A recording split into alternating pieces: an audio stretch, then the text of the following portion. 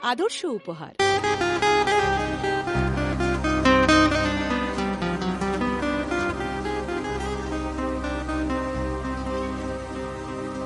বাংলায় আমার সর্ষে ইলিশ, চিংড়ি কচিলাও,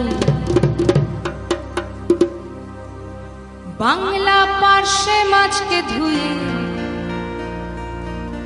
জিরের বাটায় দাও।